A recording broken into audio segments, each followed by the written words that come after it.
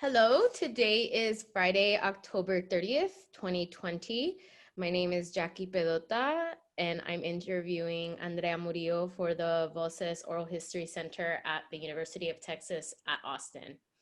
Please know that this interview will be placed in the Nettie Lee Benson Latin American Collection at the University of Texas at Austin.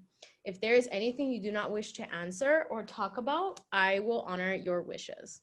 Also, if there's something you do want to talk about, please bring it up and we'll talk about it. Because we're not conducting this interview in person, I need to record you consenting. So I'll ask you a series of questions. Please say, yes, I agree, or no, I do not agree after each one. There are two questions, though, that we need to make sure you agree to before we go on with the interview today. So Voces wishes to archive your interviews along with any other photographs and other documentation at the Benson Library at UT Austin. We will retain copyright of the interview and any other materials you donate to Voces. Do you give Voces consent to archive your interview and your materials at the Benson Library? Yes, I agree. Do you grant Voces copyright over the interview and any material you provide? Yes, I agree. Do you agree to allow us to post this interview on the internet where it may be viewed by people around the world? Yes, I agree. Thank you. So we also have the questions that you filled out in the pre-interview form, and we use that information from the form to mainly help in research. So the entire form is kept in a secure Voces server. We send it to the Benson and we strip out any of your contact information or your family member's contact information. So that won't be part of your public file. Your public file will only be accessible at the Benson Library. Do you wish for us to share the rest of your interview in your public file available to researchers at the Benson? Yes, I agree. Okay.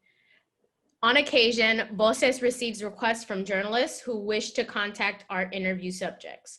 We only deal with legitimate news outlets. Do you give consent for us to share your phone number or your email with journalists? But that doesn't mean I'm consenting to doing that, right? Just You don't have to. So this is an optional question. So you can say yes or no. It doesn't, the answer to this question doesn't mean that we still can't continue with the interview. It's just more of like your preference. Yeah, no. No, I don't agree. Okay. Awesome. Well, thank you, Andrea.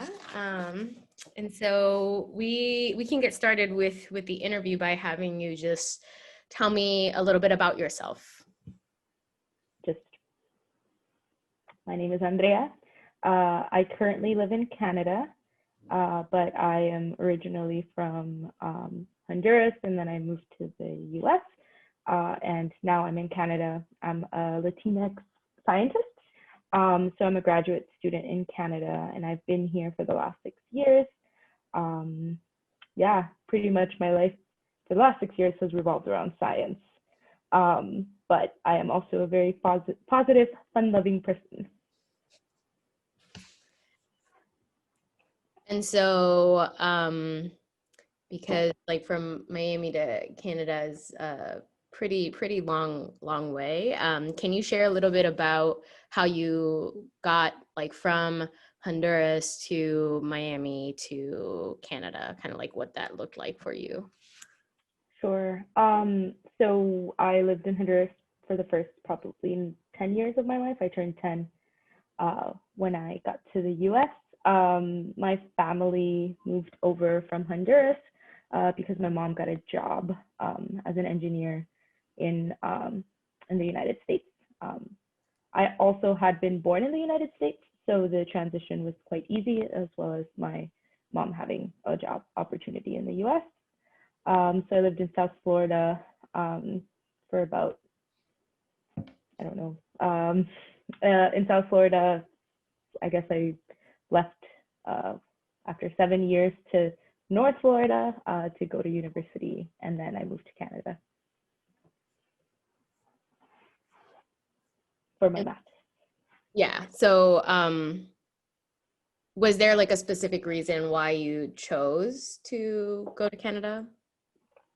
Yeah, so the United States, for science, I'm a biologist. They have master's programs but usually the transition is to go straight from undergrad to a PhD. I didn't feel ready enough to do that. I had taken classes and I had research experience, but I didn't have a lot of writing experience. And I wanted to gain that before making the 5+ year commitment to go to a PhD. I knew I wanted to do one, but I wanted to make sure that I had all the tools necessary to do that. And that's why I chose to look at Canada, because Canada's transition is usually from undergrad to master's to PhD. You never go straight to PhD. You always start out and then upgrade. And so kind of how did you decide to stay in Canada, like for PhD, instead of coming back to the US? So it was a hard decision, especially because I don't have a lot of money. I chose to stay in Canada because I, for the first time, really enjoyed having healthcare, being able to go to the doctor. That actually was weirdly a really big decision for me to stay. I enjoyed the culture. I was okay with the cold. I don't prefer it, but I'm okay with it. It was hard because staying in Canada meant that I would get less money, especially with all the loans that I accrued in my undergrad. So it was actually a bit tough. I don't get paid a lot of money in Canada. Graduate students in Canada tend to get paid less, but that is a lot harder to do when you have US loans, because the Canadian dollar is weaker than the American one. But even with that, I know that the commitment of a PhD means that it will impact all aspects of your life, and the program that I wanted to go to and the mentor that I wanted to go to were worth the cost of what I would be giving up in the US. So I decided to stay in Canada. The research is just as good. Actually, healthcare was a really big driver for me. I applied to Canada before I knew what the election results were. I applied to go to a university in Ontario, actually a week before the last election, and then the election results came in, and that solidified my decision. So you've brought up healthcare a couple of times already, and then kind of just thinking about the pandemic that we're all in, kind of how has that that access to healthcare shaped your experience during this time, kind of, and even in comparison to, because if you still have family in the US, kind of how have the differences in healthcare access kind of shaped their experiences and your experiences? Yeah, so definitely in terms of my own personal experience, I am I know for sure less anxious than I would be if I lived in the US. I know worst comes to worst, and if I were to get sick and I would get ill enough to need to go to the doctor, I would have no hesitation of going right away. However, I know even from the experience of my family, it was, I had a brother, my brother got COVID, and it was a lot more nerve-wracking, kind of trying to figure out how his health was. And it made me even more nervous because I knew that he would wait longer to go to the doctor probably than I would if he were to need that kind of help care. And so you mentioned that your brother got COVID. Can you share more about that? Kind of like, when did you first find out? Kind of how was that experience like for him, and how is it like for you, kind of being away, and then also knowing like you couldn't travel to the United States, or I guess you Yeah. could, but then not return to Canada. Yeah, that's something that's definitely shaped this COVID experience in a different way. But yeah, I can't remember the timeline, but it was a couple months ago, and my brother told us, all of my family, that he had COVID. Thankfully, he got COVID. He's younger and in good physical shape, so he got COVID. He was pretty ill in terms of, the usual COVID symptoms, but he got over it, and thank God he didn't have to be hospitalized. Um, but yeah, it was pretty scary, especially as a U.S. citizen. I could always travel back, but it would mean, in a time that's uncertain, not knowing whether I would be able to come back in, especially with my program. I had already lost so much, so much experimental time. Now my PhD is delayed by a year, that it would have to be a really important decision that I made, perhaps not being able to come back in. Not that they had closed the borders for non-essential people, but you just never know. All the rules are changing all of the time right now. You don't really know what's going to happen. So that could significantly impact my program more. So thankfully it didn't come to that decision. But it's something that I definitely think of all the time. Now going home for Christmas. So that was a decision that I also made because of the current status. So it was a bit scary. Thankfully, because all the COVID cases, usually you know whether you're going to get hospitalized or not in the first couple of days, if things go really badly once you are shown that you're positive. At least at the time, that's what I thought. Then at least it was just about checking in on him. But I was scared enough that I was really worried that, I just feel like it's a common, when you don't have insurance, like you wait a long time to go to the doctor before things get really bad. Usually you have like a higher threshold for when you would go. So thankfully that it didn't come to that. So I'm going to assume, based off of what you said, so your brother doesn't have insurance. I don't think so. He is self-employed, so I can neither confirm nor deny that. But yes, I would say that he doesn't. And so, so with him having COVID, kind of, did your family share with you like what he was doing and what they were doing? Like, I would imagine, maybe he quarantined himself and needed somebody to like do things like for him. So what did that look like? Did they share that with you? So he doesn't live with the rest of my family, so we were all kind of getting updates as needed. I think that my parents kind of dropped some stuff off, but never obviously interacted with him because he was quarantined. Besides that, it would just be hey, I'm alive, things look pretty okay so far. But yeah, he doesn't live with my parents, so it was more of he was updating all of us as time went by. And when he shared updates with you all, did he kind of share like the types of symptoms that he was having and kind of like the severity of the symptoms?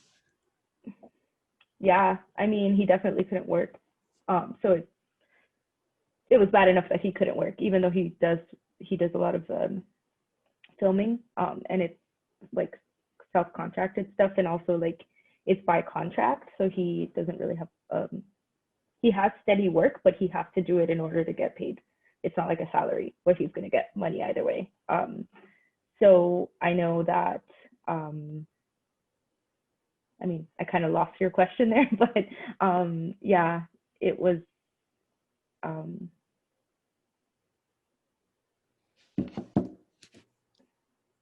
I lost your question, so now I'm trying to I can just regain that repeat thought. it. I was just kind of asking about when he would update you all, like, did he share the types of symptoms that he had and like Mhm. the severity, like how severe it was, kind of like day to day?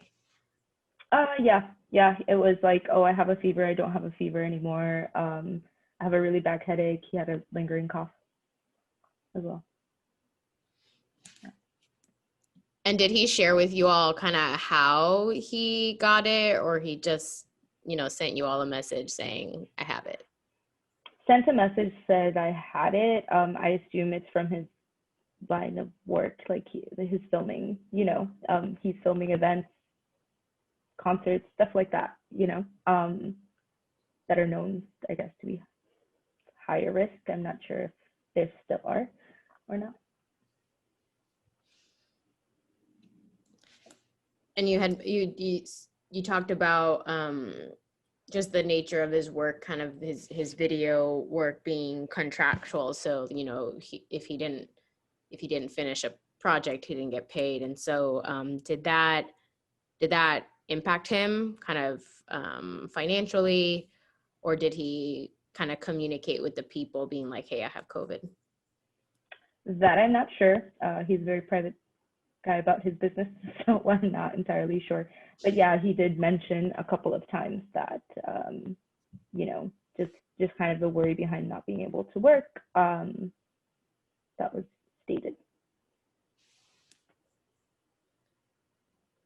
And so since you mentioned that he was quarantined, so the rest of your family, they haven't contracted COVID. No, they haven't. Yeah. My mom works for, I want to say, Goodwill. So actually, she's gotten tested quite a couple of times. I think they've had a lot of people test positive, and some people upwards to like 6 weeks after will still test positive. So she's had a couple of scares, especially because she's like a manager. So she's had to pick up a lot of the slack from there. So sometimes she's had to get tested, I think at least three times for COVID, but she's been negative. My sister's had somebody at work that tested positive as well, and my dad didn't, but they've all been tested.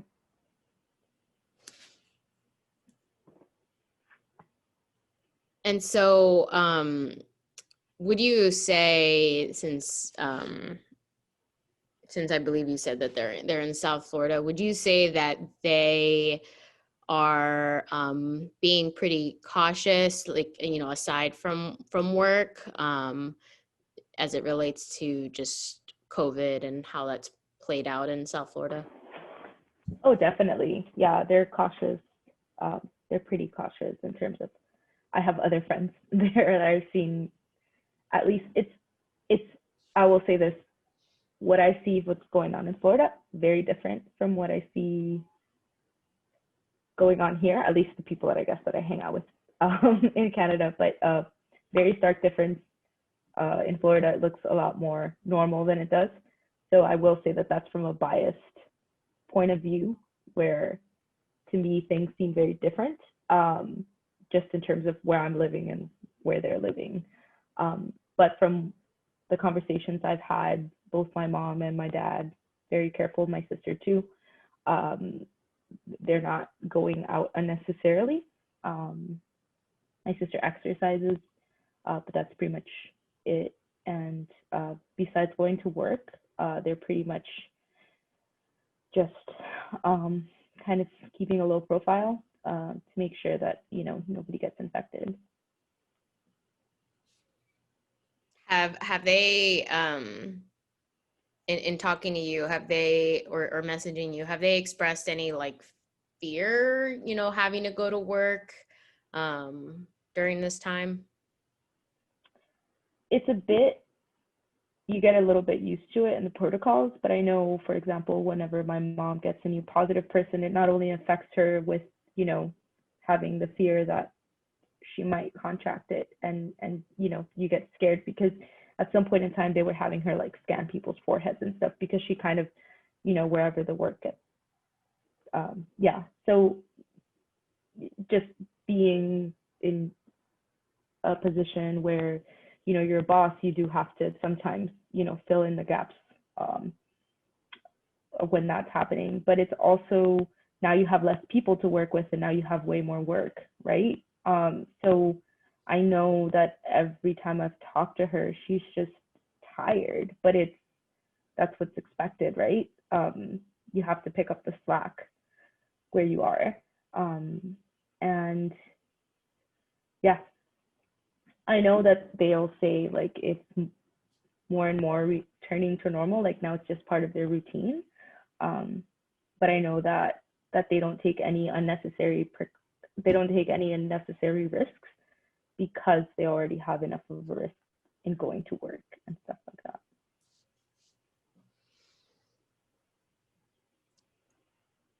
So you previously had mentioned kind of in your last response about how South Florida and where you're at couldn't be more different in terms of COVID right now. And so can you explain more about that? Can you share more about that?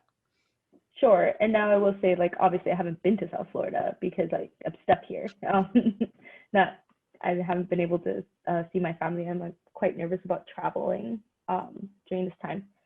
So I have noticed some changes just in terms of like the legislation here in Canada versus legislation in Florida, and what people are allowed to do and what people aren't allowed to do. I think here we're in phase 2 now, starting phase 3. But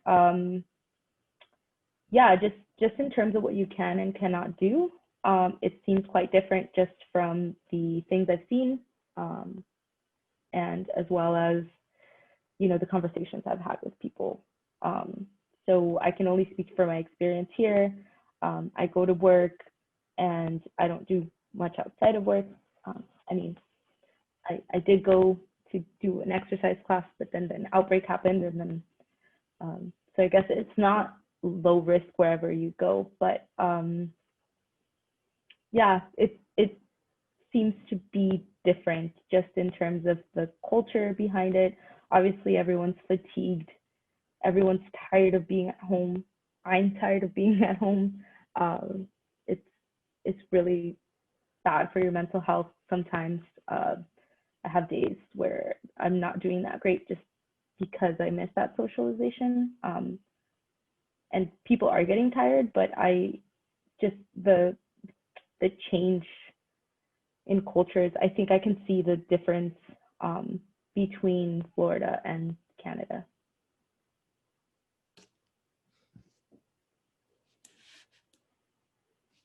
And so you talked about kind of missing that socialization piece, and then kind of also being separated from family. Kind of how have you tried to maintain some of the social aspects in your life, both like with, I guess, people that are there in Canada, but then also family in South Florida, and then if you still have family in Honduras, kind of what has that communication looked like?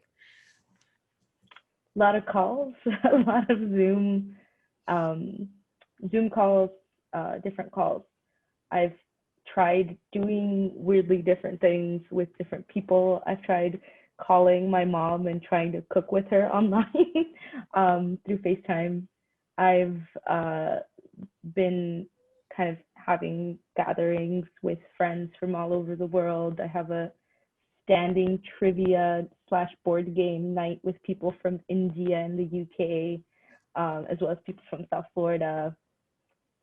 So in terms of like the phone calls, those have been maintained, but that lasts me through, at least with my family, because I'm able to see them 1 to 2 times a year.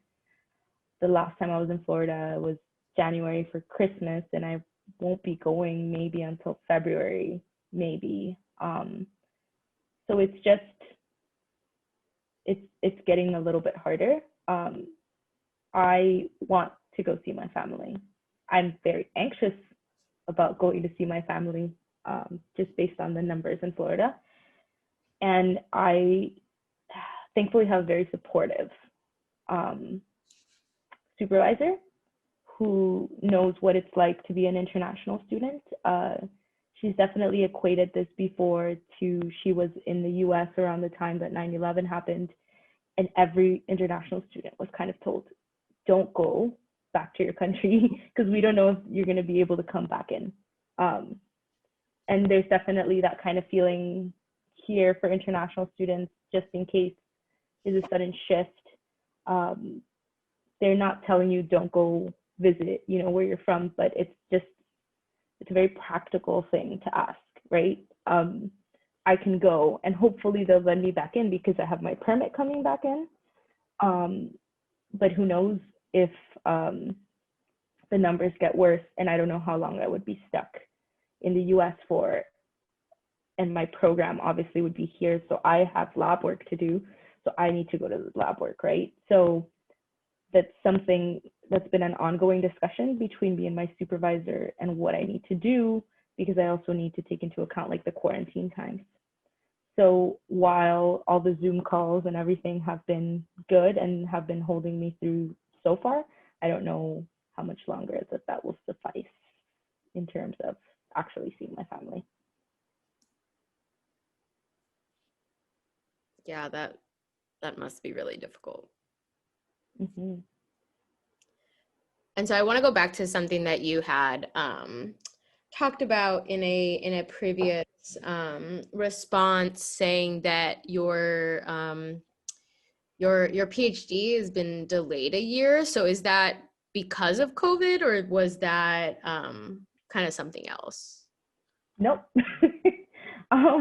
We were told very fast that we had to shut everything down, and I had things on the go that had taken me a while to start, but not that it wasn't essential enough.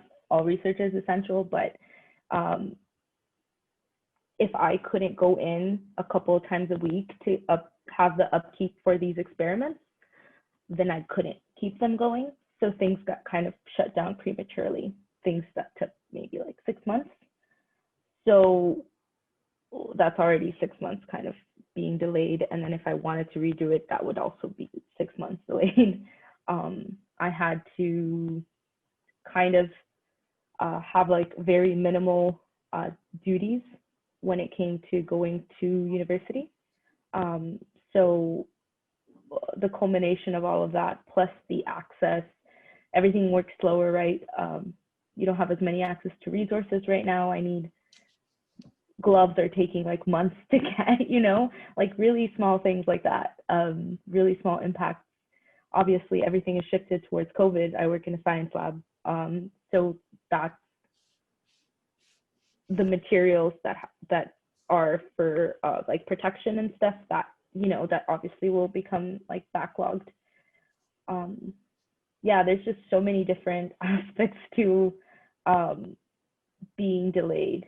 And I'm hoping that that's the only delay that I have. But that being said, we're kind of being creative in the ways where I can answer the same questions and maybe a slightly different technique to use, one that might not need as much time in the lab versus things I could do in the computer. How can I move forward with my thesis?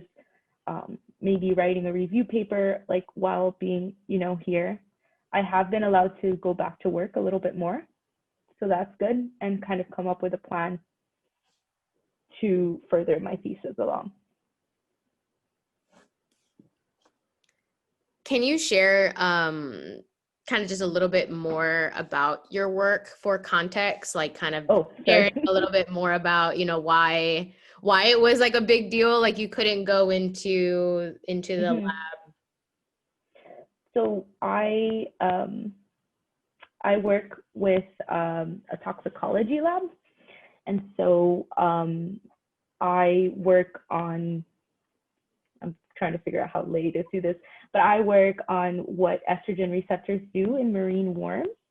So the worm that I look at is called Capitella toledo, and I you don't know where I live in Canada, but I do not live near a beach. It's a marine worm, right? So I grow them inland. And so I brought over a culture of this worm about 3 years ago from Michigan. So it's the only Capitella Toledo culture in Canada. So part of it is keeping that culture alive, right? That needs a little bit of time. So I have different experiments with that worm and trying to figure out what the function of the estrogen receptor is. So I was in the middle of undergoing some experiments, some exposure experiments to try to figure out the function of this marine worm. But then I had to shut some of those experiments down. So I work with live organisms, right? That's the main big thing behind this delay. How was your immediate supervisor or PI during this time? Were they supportive? Were they the one that kind of told you to delay certain things? Yeah, like I said, extremely supportive. I actually am one of the lucky people in academia that has a very supportive supervisor, which is one of the reasons that I chose her to be my supervisor. Yeah, she made me prioritize my mental health. Like, not made me, but, you know, encouraged it. She kind of eased my fears behind, well, all this work is now delayed, and, you know, nobody wants to be a grad student forever. Even though it's an awesome like thing to be, you don't want to be in it forever.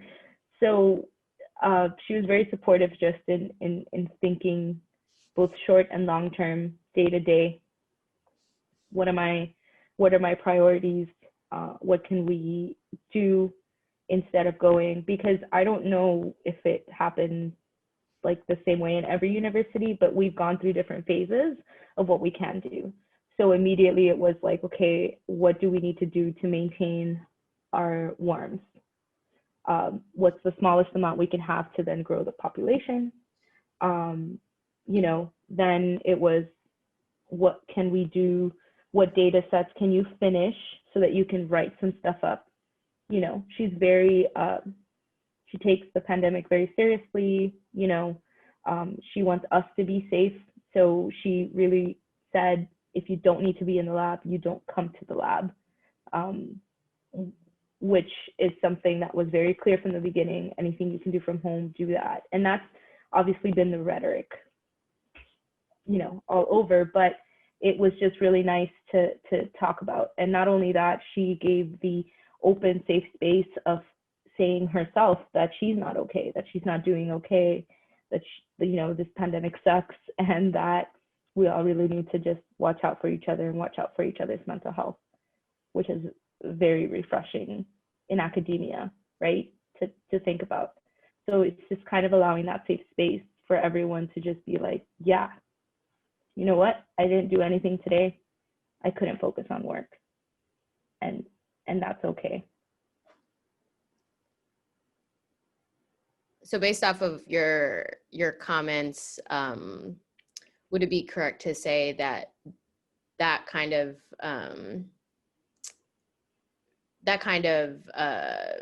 mentorship, like supervisory behavior, is not common in academia?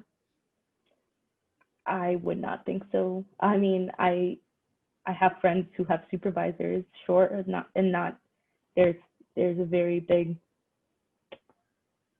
gradient or spectrum of how supportive a supervisor is. And I would say I'm a lucky person to have a supportive supervisor. But I don't think that's the case for everyone. Did you have other folks in your lab, other colleagues that kind of were going through the same thing, where they had to make difficult decisions about, you know, whether to go in, whether to delay? In my lab, yes. there were some people, there was another person in my lab, they're not a student, they're a postdoc, but they had been planning to get a fish that only breeds once a year. So they were preparing everything for it, and that just happened to be a spring spawner of a fish. And all of the planning, all of that was disrupted. We couldn't bring the fish in, but that's a whole year that's gone, right?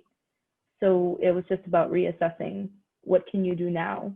Because a lot of the times, especially, I feel really, really bad for people who do field work as well, right? Like at one point in time, you couldn't go and do the thing that gives you data.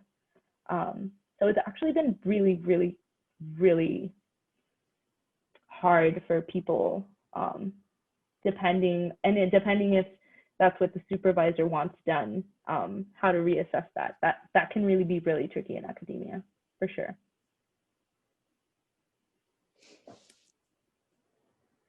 And so kind of based, I don't want to speak to other people's experience, but based off of your experience, do you think that this delay has impacted kind of your PhD experience, or do you think it will impact kind of the time that you have left?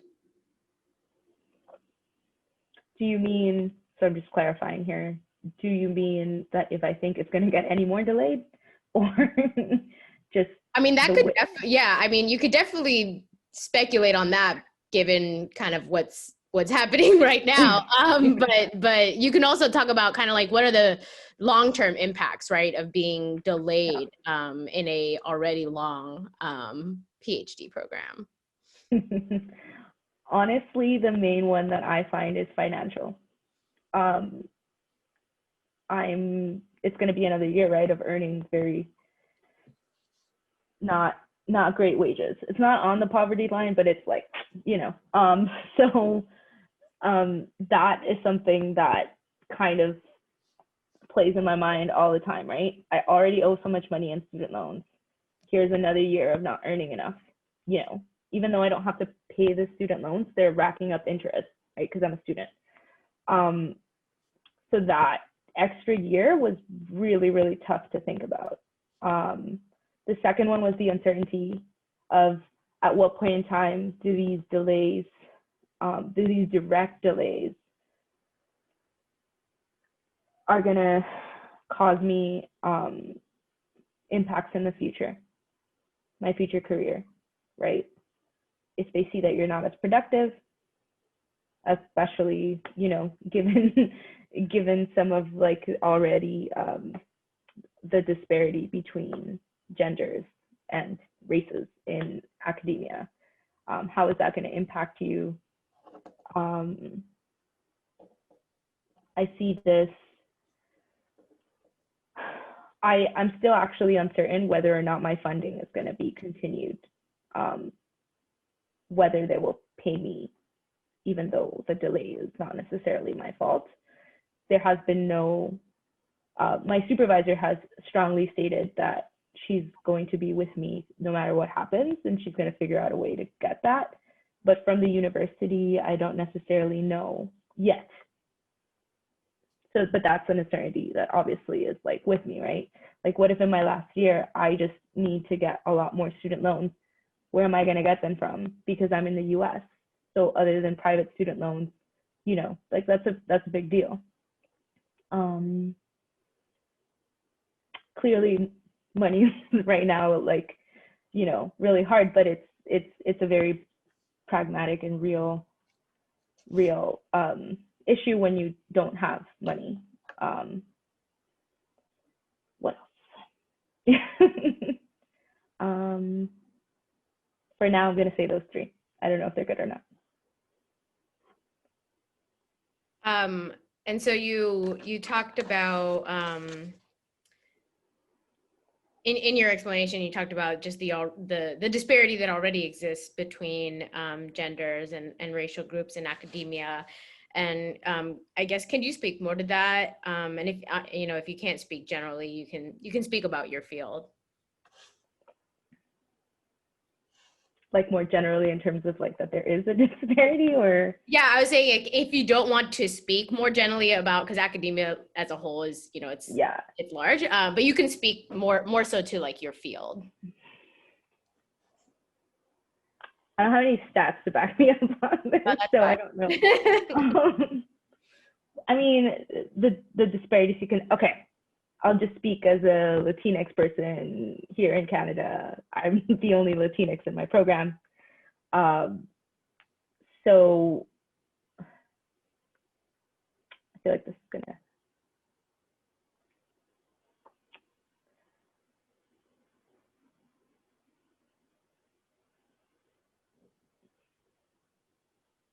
I'm gonna say no comment on this. Maybe try like a more specific question. Yeah. So why would you, because you talked about the disparity in gender. And so like why, maybe like just providing a hypothetical, non-real example of Okay. why, yeah, you can provide like a hypothetical example, kind of maybe based in your understanding of what that disparity looks like. Why would somebody now, a woman identified person in academia, kind of have that disparity more exacerbated because of COVID? Does that make sense? Yes, that's good. Okay, so while I am not a mother, I am thinking of having children in the next X amount of years. Say that's hypothetical. There's already a disparity that happens because like mothers, depending on the partner that you have, might share more of the load in parental care duties. And so that amount of time and that kind of it's not a burden, but it's that kind of responsibility difference might lead to perhaps being less productive in terms of manuscripts. Does that make sense?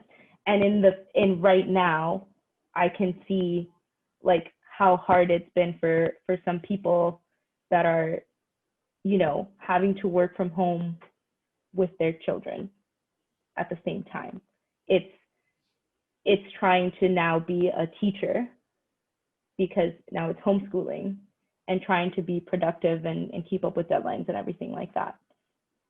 Does that answer your question for hypotheticals? Yeah, I think you shared thank you for sharing that information. And so in Canada, is there still, because some places in the US, like schools are still, they're doing either hybrids or in person or online. So is everything in Canada all online, like the K-12 system there, is that all online right now? They're trying something of hybrids. They've got like groups of people. Every school is different. So every school kind of has to come up with their own plan, which means that they're very varied. But they're trying for a hybrid system as well. I would know more if I had a child in K through 12. I'm sorry. No, but that's helpful. And then I don't know if you want to kind of go back and comment on the disparity in race in academia, or at least I guess in STEM, because you're in STEM. I'm right? in STEM, yes, biology. Like from my own personal experience as well, or? If you don't feel comfortable sharing that, maybe just like a hypothetical based off of kind of your understanding of the disparity. I think the way that you phrased it the last time was, I think it was good. Like it was understood what you were sharing. Okay. Yeah. So for right now.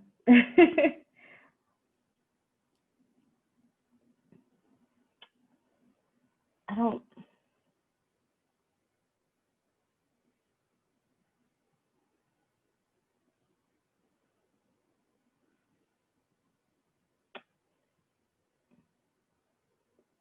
I'm gonna say no comment to that one.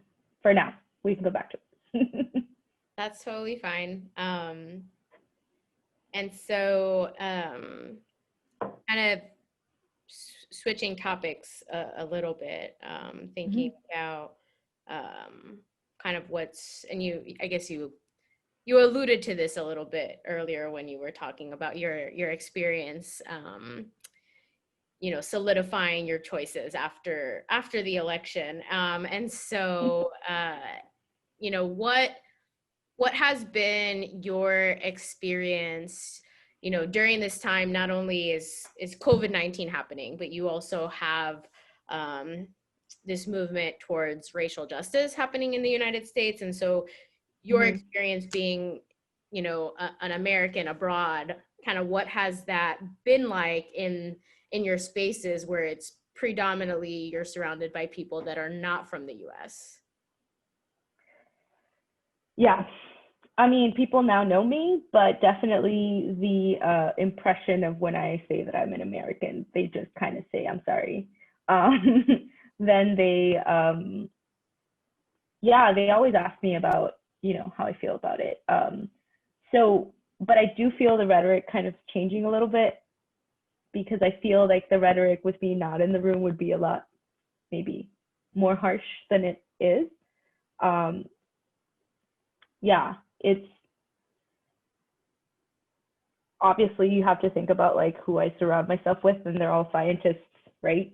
So they might not all be conservative, which is the current um, the current administration.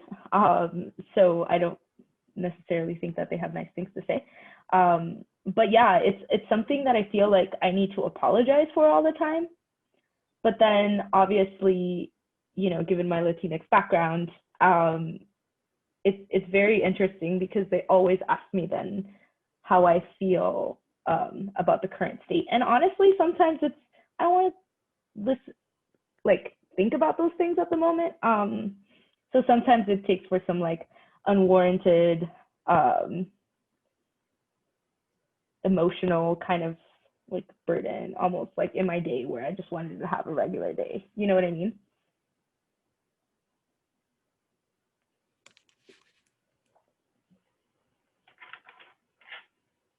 And so what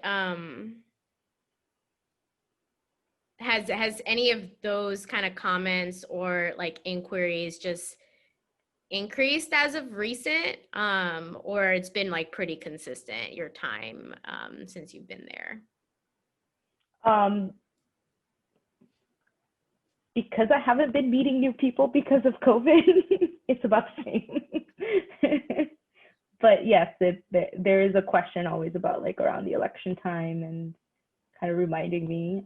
But because of COVID, I haven't met new people. So I would say like the frequency is about the same.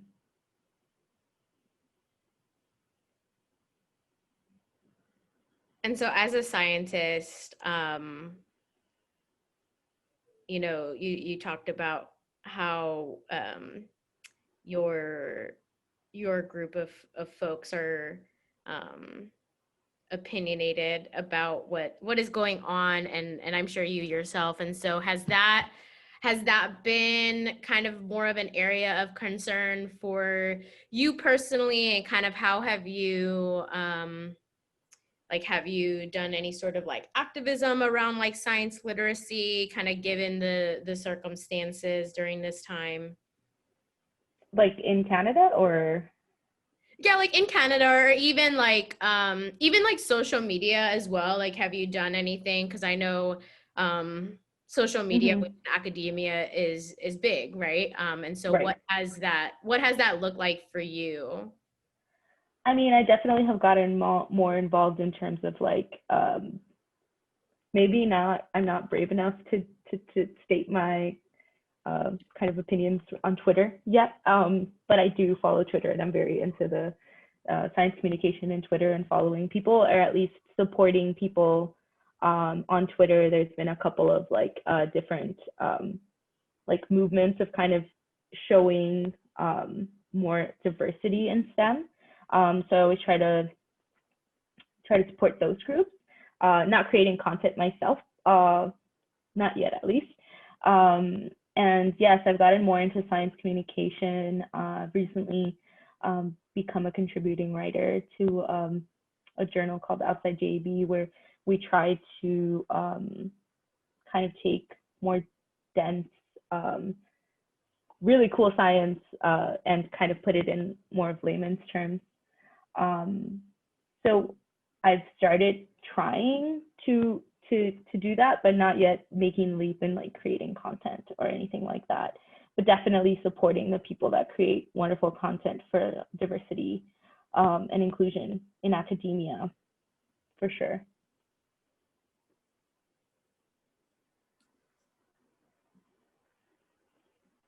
And so I want to be respectful of your time because I know that you're super busy.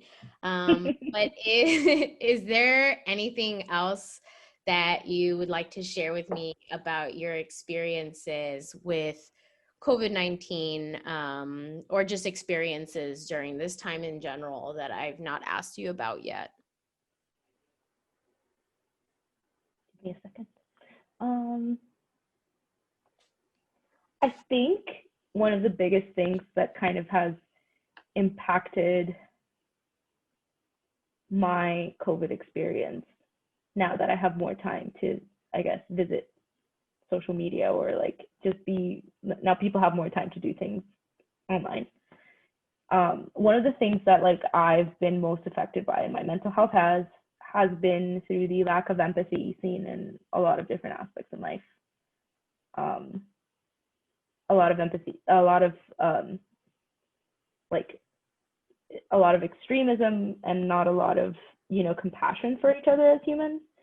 So like I feel that that has been really exacerbated during the COVID times, and you know, and I've felt it in kind of different ways, like via the election, via different things. Like one of the things too, I think a lot of people just now, because of, I guess, all the online interaction, people have forgotten how to socialize and actually be kind to each other. So I think that that's one of the main things I've struggled with through this COVID experience, in different aspects of life.